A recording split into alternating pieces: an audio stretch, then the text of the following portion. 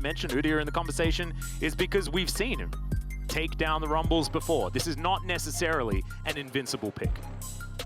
And it's also a pick that I think, while its early skirmishing is really, really good in terms of setting up for ganks, it doesn't provide as much, right? You only have the slow, you do have a lot of damage, but that in of itself is not enough. So I'd like to see it with solo laners that do actually have a consistent way of allowing that Rumble to get a lot of damage. There's also the possibility for a flex, which we haven't really seen, right? It's mainly been Rumble in the jungle, but there is no reason why this pick cannot be flexed. True. Specific matchups, you can take a top, but obviously a bit more risky. As we do see the Kaiser and the Udyr, neither of these very surprising. Udyr, as you pointed out, clearly outside of Morgana and Rumble, the big favorites. And it's actually interesting to me that the Morgana just gets completely ignored here, because I do feel like that pick is stronger than the Udyr. However, it's basically been permabanned, and Udyr is a comfort champion that junglers have been playing for literal months, and in that way it does make a lot of sense, whereas Mad, this is shaping up to be one hell of a teamfight draft. Yes, and they don't really care about hiding any picks or anything like that. Both solo lanes and the jungle already locked up here with not a lot of flexibility available unless you want to go full crazy scientist on it. Yeah. As the Urgot, definite comfort here for Biopanther, going to be locked in. Fun fact for you, by the way, Biopanther is already an international champion, having won Rift Rivals in 2018. So there we go. Maybe this is the first time we've got past the group stage at MSI. However, some of our teams have already claimed international victory. So I had to say that. I understand. Yes. You know, I understand. Close to your heart. And it has to be done as we see the Tristana getting banned away. And this, of course, that has not been a single support picked up unless we see Rumble support, but that's not something I really expect to see. That will be way out there. And outside of that, no bot laner picked up for the Lions yet, whereas the Kaiser, basically the strongest pick at the moment. Tristana, of course, a very popular counter pick into it. As we saw last game, yeah, it didn't look like a counter pick, did it? I mean, outside of laning phase, it didn't. Like, I think in laning phase, it went very well. Afterwards, Ghost didn't have an impact, and Beryl got caught way too many times. If you can avoid that here as Pentanet, you're going to be just fine. And it's interesting that a lot of these picks get kind of banned away, but the main thing that we see with the Kaiser, the Nautilus, can still just be picked up here on R4 for PGG. So I think a Pentanet can just, they can pick up the Nautilus, they can keep hitting their mid lane and probably end up with something scaling. And there we go. I like that. I think that it's otherwise it's too simple, right? For Pentanet. It's super straightforward what you pick at that point in time. And the Victor also takes away a safe scaling pick from Chazz, and also one of, I think, the more consistent matchups into the Orianna where you can actually match her scaling. Well, we'll see exactly where Chazz wants to go. Of course, doesn't need to save mid lane for last pick because, of course, it's just the bottom lane to go down. And that's a Kassadin. Of course, Chazz already playing Zed at MSI, you know, loves his Kiana as well. And now it's the Kassadin. We have seen this once before. Didn't necessarily go super well. However, you know, this is an anti-mage mid laner, all right? I see a magic damage jungler and a magic damage mid laner. Oh. And I see Vayne. Okay. Yeah, there's a lot of stuff happening in this draft, and I think that the Kassadin is actually lovely if you look at it in a vacuum into a Orianna and a Rumble. Like, I like the idea behind it, but I also feel like Pentanet, they don't really have great engage thus far. Kassadin makes sure that their composition, which was already short range, is now playing an extremely short range, basically outside of Kaiser, effectively full melee composition into a Orianna, Gnar, and Rumble, which is up. Yep, there we go. Full. Thank you very much. We are extraordinarily short range here on the side of Pentanet.gg, and the Vayne is going to be able to shore up this Mad composition. And I feel like this is a similar story to what we saw last time around, but this time it's Mad that are wearing the RNG shorts, which is a composition that's pretty standard. Maybe the Vayne might be a little bit more out there. Everything else absolutely tried and true, whereas Pentanet.gg are playing a very Pentanet style of composition. Of course, the Urgot there towards the top side of the map, and now Kassadin is the assassin of choice for Chazz in that mid lane, with Praedyth, of course, back on his Kaiser. Very, very comfortable for him there on the bottom side, but I kind of like the Galio delivery system in Rocket Pabu into the back line and really try and cause a ruckus. There is a chance that Pentanet could possibly make something happen here. However, they've completely sacked all mid pressure, right? So the early game is going to be really tough to navigate. And I think, again, Mad Lions, one of the strongest early game teams that we've seen in their group, that's a bit of a risk. That's something that can definitely backfire, and it's going to be up to Pentanet to show that they can actually survive the early game against a team that has shown that they can dominate early game. On the other end for Mad Lions, even if the early game goes well, really got to make sure that you don't make the mid-game mistakes, right? Because even though you have a Vayne, even though you have an Orianna, into a Kassadin, I'd still not feel very comfortable going into that in the later stages of the game. Yeah, this is going to be a very interesting one as we make our way on to the Rift for game number 2 of the Rumble stage. Mad really wanting to shore up some of their inconsistencies. You heard the desk talking about it. They have been up and down. Their play style has gone all sorts of different ways, and we'll see whether that is going to be more consistent here as they move towards a potential knockout stage berth. That is what everyone is going to be vying for. And if you do fall behind as Pentanet, your comeback potential is strenuous at best. I was wondering which word you were going to go for there. I like strenuous. You know? Yes, it's not. I was going to say borderline impossible, but that's 2 words, so I guess you chose just 1 word, and I like that a little bit more. Yeah, it's just really hard with a composition that relies on just diving in extremely aggressively, basically blowing someone up instantly. Even with not taking the casting into account, right? Like, you need to actually get onto the back line, which can be hard against a composition of Mad that can kite back decently well. I also just need to make an aside here that Celestial Kassadin has been chosen, and that is the unofficial Oceanic skin. It took way too long to actually come out, so it didn't actually get called the Oceanic skin. We waited for it for a really, really long time. However, in essence, that is the correct skin. So Chazz gets points for that as well. Not going to count towards winning this game whatsoever. However, in my heart, it means a lot. I do appreciate that you're giving us the, the Oceanic fun facts, showing us some of the depth of the region, some of the history. However, in terms of actually winning this game, as you say, it doesn't help you a lot, and I want to see to what extent Mad Lions can play around this early game pressure. That's a big old flash in. Carzzy immediately going to flash out as well, as the heal is also used. So that's trading up when it comes to the summoner spells, but definitely trading down when it comes to taking way too much damage here on the Kaiser. As Kaiser flashes forward, not going to get in range to stun up Praedyth, and now the pause is going to ensue. So already a lot of action there towards the bottom side. Not a lot of someone having it on the screen as well in a lower third was a beautiful touch. But this is a very different one. And so, here we go. Back in again, as we have gone to 2 minutes and 4 seconds, as you saw a few seconds ago. And we'll see whether the trading is going to be similar than last time. Of course, Kaiser now has his flash back again. And Decoy does not. Ignite available for the Galio. Pentanet.gg will just push in this wave. And we're looking for a little bit of a cheater here on Praedyth's side. Interesting that he's going to go for that one. The protection there of Decoy is in goes Kaiser. Immediately the Shield of Daybreak will be broken as Carzzy comes on forward. The flash, and Praedyth will keep himself alive. But Pentanet.gg now in a real rough spot here on the bottom side. And they need to immediately back the one saving grace that is his cannon wave, so they have a little bit more time, will maybe miss out on a little bit less. But as a whole, that's a very unfortunate situation, because you get a good trade, right? As you said, you trade up in terms of summoners, but then in the extended trade, you still get punished pretty aggressively. Decoy doing his very best to freeze the wave here. Unfortunately, I think the casters might be fine there, in which scenario Praedyth is going to be very happy. Chazz getting pushed in here in aggressive fashion, as you would expect. Yep. Pabu here towards the top side of the map, just going to be grabbing the first scuttle of the game. As we can see, he has completed his full clear rumble just behind him, and will be moving towards the bot side scuttle himself. Where Pabu goes is going to be a question, as Chazz down to half health. This might be the avenue.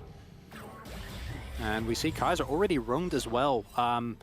In this scenario, it's to help his jungler secure. Of course, Rumble, no way to really get rid of the shield, and with a Leona, that will be a lot easier. But in case of a gank, if Pabu did decide to swing down mid lane, you can be ensured that the Leona would also pay a quick visit. Oh boy.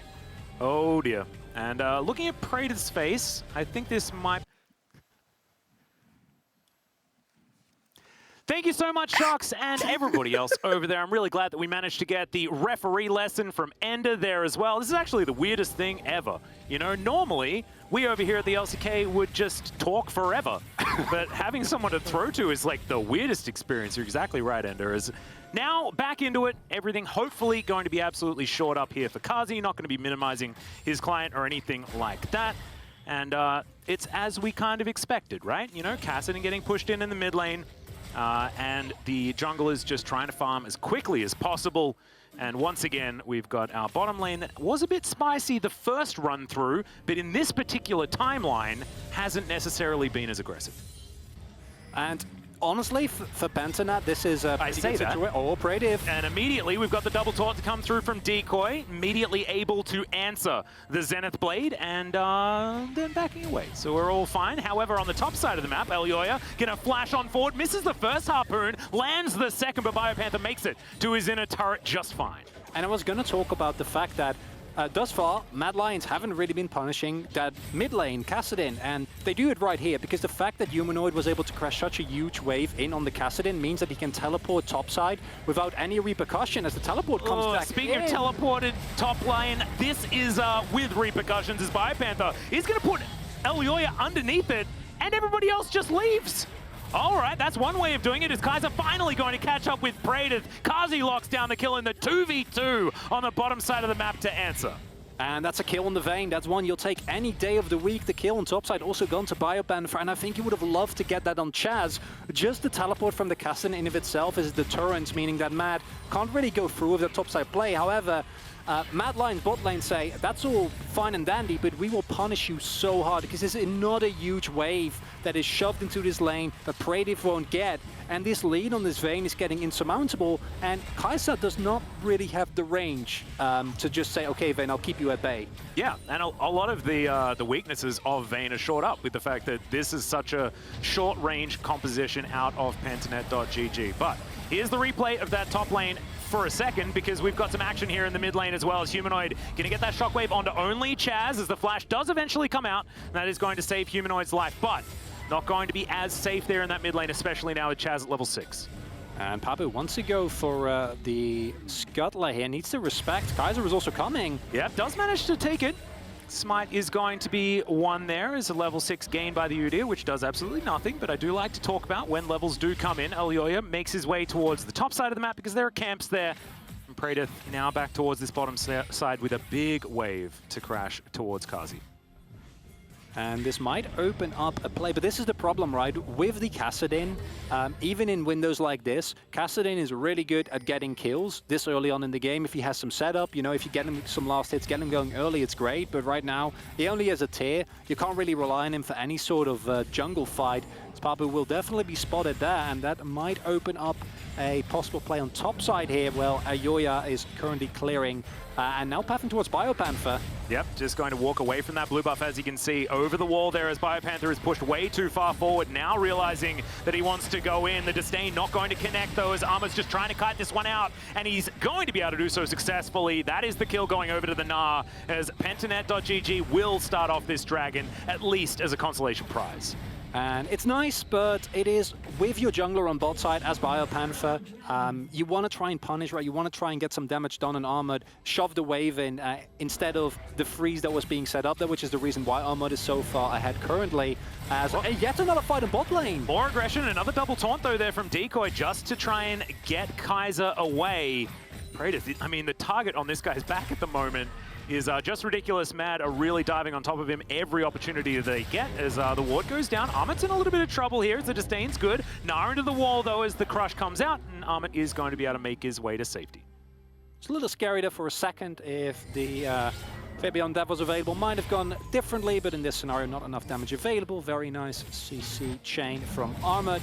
And that ultimate is not something that you really have to worry about. We'll get that back momentarily. And yeah, Praedyth and Decoy have really been getting battered by Carzzy and Kaiser. And this is more akin to the early game that we saw from Mad in most of their games, right? Where they are actually able to find the 2v2s, where they're able to find the early pressure. There's another one. Solar Flare comes out this time as well, as Decoy is going to be the target. Justice Punch is interrupted by the Leona so beautifully.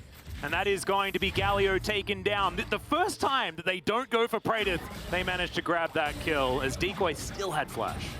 And as mentioned before, the problem with the Pentanet bot side is that this is not a bot side where you can now play and try and hold off a little bit. Galio, it's go in or do nothing, and you're playing against the Leona, right? And now Carzzy is ahead, which means they can just all in every single time, and there's not really a way for you to win that. Either you need help from Chazz, you need Pabu to visit, but Pabu, understandably, is like, I'm not going to gank a losing lane, right? That can backfire immensely. They pick up the Rift Herald on top side, but unless they can get a first turret bot with that, that's not a trade that you'll take, because Carzzy getting further and further ahead, already up to an 800 gold lead, and on a Vayne, that's not great. No. However, also a Kassadin having a lead is not necessarily great if you're facing off against him either, as Chazz is going to have his back interrupted, but does of course have Rift Rock, so he's going to be absolutely fine. Humanoid will just delay the Kassadin's journey back into that mid lane as we have a look once again at Decoy being taken down. And it is just super clean here from the entirety of Mad Lions. They set up their play. There's no level 6 available yet, right? So even in the scenario where it is, the Galio ultimate doesn't really provide that much in terms of combat if you're not the one setting up the play. And another dive here on top side. Yeah, that's a big Gnar into the wall there as Biopanther is going to be able to get himself out of the way. There's the flash as Elyoya trying to catch up. There are pesky minions in the way. There's the heroic entrance as the flash forward onto Armut. The taunt comes down and Decoy's just going to do it by himself. Pabu gives up on him and Elyoya now has to flash to get out of the way of Pabu, who's running after him as best he can. But thankfully, Scrap Shield for Elyoya is going to be able to keep him safe. Chazz underneath his turret, exactly where Kassadin's like to be in a lot of the cases, as Praedyth finds Kaiser. But yeah, this is Mad utterly destroying the bottom lane. And Mad is just making use of the complete lack of prio and how far behind the Pentanet lanes are to dominate. Yes, sure, Armut dies there, but it doesn't actually matter in the grand scheme of things. You get 3 plates on mid side because Humanoid has the shove, Chazz can do nothing. Just clearing the wave gets his entire health ball taken. Praedyth gets zoned of experience, getting zoned off of the wave, and that's not something that you can really do anything against as Pentanet now that you are behind, right? You are waiting for that Kassadin. You can still find skirmishes. Fear Beyond Death is an incredibly strong team fighting skill, and maybe once Chazz hits 11, you can try and make some plays, but with how far ahead Praedyth and Decoy are, I'm expecting to see Mad continuously use that pressure and translate it to plates and kills on the rest of the map. Yeah, and it's now a 2.5k gold lead here as well for Mad, so Pentanet, this is it's a curious comp, it's a fun comp, but it's not necessarily working out the way that they wanted it to so far into this game. Chazz going to be getting a little bit more gold there from the plates as Shirley does smash her head into the outer turret mid. And Kaiser continues his reign of dominance here on the bottom side of the map for Mad. Elyoya, I feel like this is the first time he's been down here. It's just been Carzzy and Kaiser taking control just by themselves. And I think we're now going to start to see Pentanet run into the issues that we said earlier. Oh, that's goes wide. Yeah. Looks like blue buff should be going over to Chazz. Nothing to see here. Don't worry, Cronickler, it's fine. But it's still a level 10 Kassadin, right? And like level 10 Kassadin is basically a glorified caster minion, and he will level up, okay? Yeah. Eventually he'll get there, but he's not quite there yet, and even level 11 is not the spike that you're looking for, and I'm just happy to see Mad continuously look. You don't actually need to go in for that invade, right? You don't actually need to make that play, because just you being there, just you pressuring, gets you, yet again, played on top side, and this pressure play from Mad on every single lane around the entire map is now going to get them the first turret blood. That means that this subsequent fight is going to be way easier for him than it otherwise would be. And as Pentanet, you're basically forced to start like contesting objectives. Not this one necessarily, but every subsequent one for sure, from such a big deficit. And that is terrifying with a comp that is this short range. Yeah. And Pentanet.gg, they are losing in every single lane. However, they were winning in the river. Managed to take a couple of the Rift Heralds as well as the first Dragon. Second one will be going over to Elyoya here pretty comfortably, as they could also potentially set up for a dive here bottom side, but Kaiser decides just to let them be for now.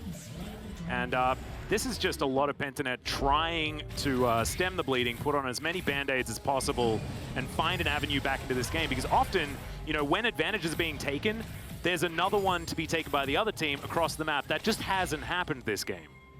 And the real problem for Pentanet is that, yes, you have the Kassadin, but Kassadin, even with how good it's scaling, is not like a be-all, end-all solution. if he dives in and he doesn't instantly gip Carzzy, like, you're still gonna have a huge problem, right? Yeah. Armut is really far ahead. Narkin wins teamfight single-handedly. You have one of the strongest teamfight ultimates in the Rumble Equalizer. You have Humanoid, who is just casually sitting on an insane amount of gold. Like, look at both Armut, Carzzy, and Humanoid. All three of them can carry teamfights, especially this early on in the game. And I think as Pentanet, you're just looking at like, well, just hold on. I don't know how. Yeah, exactly. It's like, what are we waiting for, actually? You know, does it actually get better than this?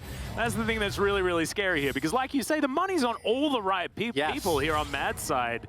And I just don't see where the upside comes from for Pentanet right now. You also don't really have ranged wave clear. I mean, that's they don't have ranged anything, Cronickler. They have a Kaiser, okay? Surely she's not known for how well she does in terms of quickly, Praedyth, get to the front line. We need you to clear these waves out for us. That is probably not what you want to be talking about. As Pabu finds himself the Chilling Smite here onto the Rumble. There's the heroic entrance. They grab the knock-up. Justice Punch is good too. Two-man Shockwave though as Chazz comes on over, and Pabu's the one that's able to grab the kill on the Rumble. It evens out the kill score. Just don't know whether it's actually solved enough of the Pentanet problems. And it's a really nice pick. It does use the Galio well. And we've been joking about Pentanet, right? But you can still force these man advantage situations with the Kaiser, with the Galio, both of which have semi-global ultimates that really easily allow you to get something. But then here's my question. Is that actually worth it? Sure, you get a kill on Elyoya, but it goes to Pabu, not to Chazz, who is not able to use the money nearly as efficiently, as Pabu might be forced to flash out here if he's not careful. Yeah, well, Armut, let's see what he can do. Doesn't exactly have much of an armbar. The flash on forward is Biopanther coming on in as well. Kaiser in a bit of trouble, but he's very durable, and all 5 members of Pentanet want this second Rift Herald. I think I spoke in error before, as that is going to be Carzzy 1v1ing the Kassadin there on the bottom side of the map. Not something I would necessarily expect. The Shockwave's going to be flashed there from Biopanther, and unfortunately for Pentanet, they can't actually get anything out of this one. Armut is going as far deep as he possibly can, but that's going to be a fear beyond death, and Biopanther will be able to put a stop to it. That being said, that's the end of the good news for Pentanet.gg. It's a crazy mid-game. I think that Chazz got interrupted while trying to teleport. Carzzy maybe found him stunned into the wall. I'm sure we get a replay of that later on, but yeah, Pentanet, it's nice that you get the kill on Kaiser, but you use so much trying to kill Leona. Mad just by that time. The fact that Armut then afterwards goes in, doesn't actually slam the people into the wall amidst the jump is a bit unfortunate. But in the long run, I still think this is a trade you take as Mad, right? You get the side lane turret, you get the kill. And yeah, spotted out, just converts into the wall. Okay, not a lot that you can do there. Very unfortunate, as in the end, you know, you get the solo kill on your Vayne, which means that Carzzy's going to be even more out. You get the turret, funnel more gold into her. You pick up the Rift Herald. The 2 kills that you give up don't really make that worth it for Pentanet. If you want to be really positive, and I know how much you love Pentanet, Atlus, so I want to give you a shimmer of hope here. Okay, every minute that you're in this game, also it gets you where you want to be, right? Like, just get Chazz to 16, try to use the sideline pressure with your semi-globals, and make something work from there. Is that a goal? Right, okay, so we're saying that if the game is still going, there's a chance that Pentanet.gg haven't lost yet. There is a chance, yes. That's perfect, I love that. That is perfect logic. Okay. It's brilliant. I'm glad. As long as the Nexus is still alive, Pentanet.gg have not lost. As the Equalizer goes down towards the top side, and Biopanther is going to just walk away. That is going to be his exit of choice. Works out relatively well. And of course, Equalizer is on about a 4-second cooldown. It is pretty silly. As Shirley will bonker head into this inner turret on the top side, and Biopanther in a bit of trouble. He is going to get stunned up. Disdain is good, buffered, just to make sure that he can create as much distance as possible. The damage has been done. As now Praedyth is just going to get found out by Humanoid, just standing his ground though, and 1v1s the Orianna, soaks all of the burst and says he doesn't care. Beautifully played by Praedyth there, not even level 11 and still able to just win that straight up 1v1. And here you see one of the reasons why that Kaiser is so feared. We joked about her not having the longest range. What she gets in return, as a Biopanther should not go in. Yeah, he's dead. Yeah, you can probably continue. Sorry about that, Biopanther. But the trade-off for that is that her assassination potential, especially in isolated situations, is insane, right? If you get a full isolated Q combined with a plasma proc, that's just not a lot that an Orianna can do. A little bit over-enthusiastic from Humanoid there.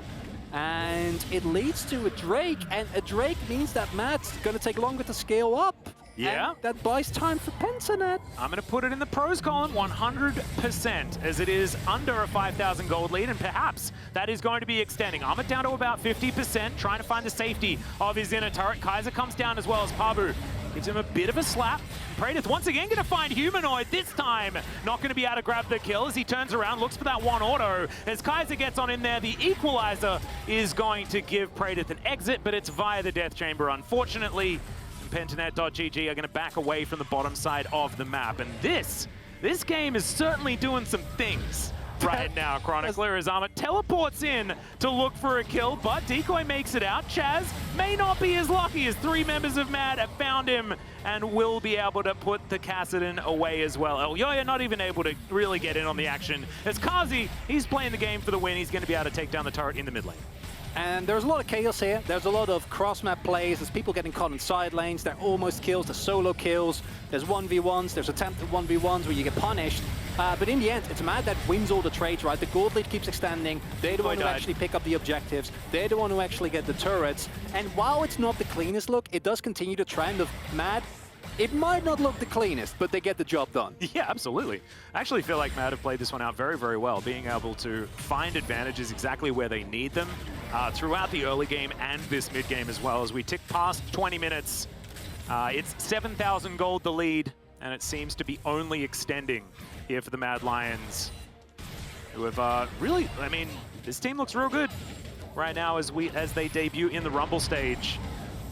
Armut here on the top side of the map is just going to shore up this top lane of minions, and we'll see where the vision is going to be placed next. Because, of course, 3 minutes on this next Ocean Drake.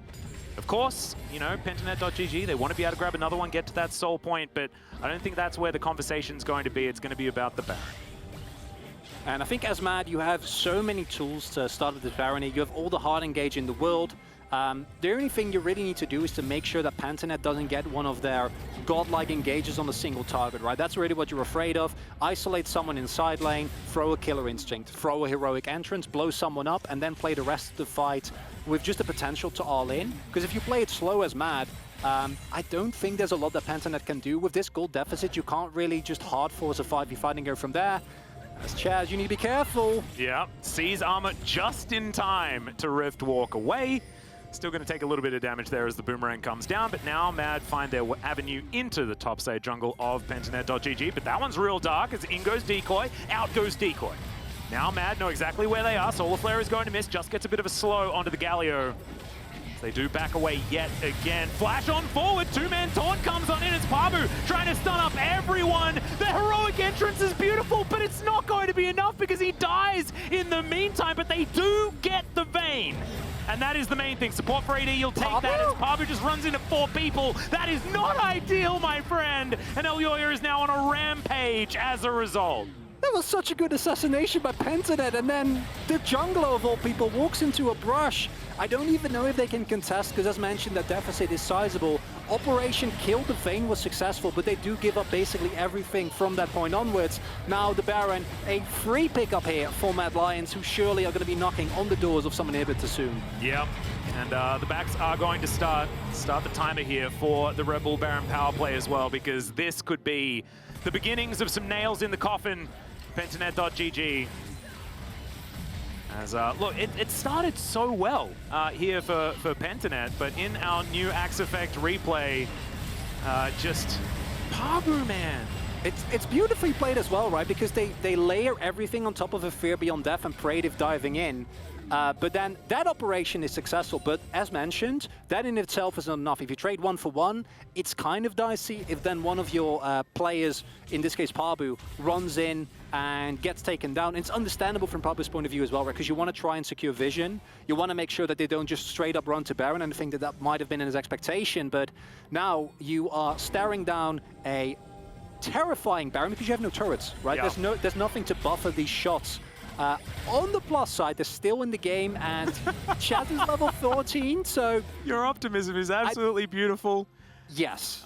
Is it warranted? I'm not 100% It's certainly, sure. it's a dire situation, right? But, you know, they're still in the game. You told me that if they're still in the game, there is still a chance, as now they're trying to defend the inhibitor turret here on the bottom side of the map. Baron keeping all of these minions alive, and I think that Pentanet is just going to have to give this one up. Armut comes on forward, Stride Breaker's on in. That creates the space in order to take this one down. Pabu's going to take the opportunity to at least clear out this mid wave, but the rest of Mad trying to follow on up here, and he's not able to kill all of these minions just yet. Feels like Pentanet, they need to do something, right? But I think even if they try, is it going to go well? Your Harding Age is not that reliable, right? Pabu last time was able to get in from the back, but it literally is either Chazz or Pabu like getting in there somehow, and then you can layer. Your secondary initiation is really good, but your primary initiation really isn't, and that makes it so much harder. That's why Matt can just move forward with impunity. Yep, flash on out here from Biopanther as Solar Flare is going to go wide due to that. The Equalizer comes down. Praedyth takes a fair bit as a few ticks do land on top of the Kaiser, but it's done exactly its job as the second inhibitor is going to fall here, and Mad slink back into the Pentanet jungle. And I think Elyoya, not the greatest start on the Rumble, but I think he went from 0-2-1 to currently 4-2-2 with a 400 gold bounty, really bouncing back extremely well on this Rumble. And ultimates like that might look a little bit silly because it doesn't actually threaten anyone, but you don't need to threaten anyone, right? You just need to buy space, you walk up, you kill the inhibitor, and it provides you with so much pressure on the map. And it looks like Mad, they realize that all they need is just pressure. A Hail Mary flank might be coming in from Pentanet, because otherwise I think they're going to lose this next inhib as well. Yeah, exactly. They might be sacrificing their Nexus in the end, and that is exactly not what you want to happen, as Elyoya, he's wrapping all the way around. Chazz looking for an opportunity. Three-man taunt there from Decoy, but he's immediately wiped off the face of Summoner's Rift. Armut gets a great defensive ultimate as well, and Mad's wallets are way too heavy. Biopanther goes down. It's a double kill for Carzzy, and Praedyth, he loves that emote, but unfortunately in this instance, it's not showing anything good. That's the ace, and that is going to be the game for the Mad Lions, who debut onto the Rumble stage absolutely beautifully.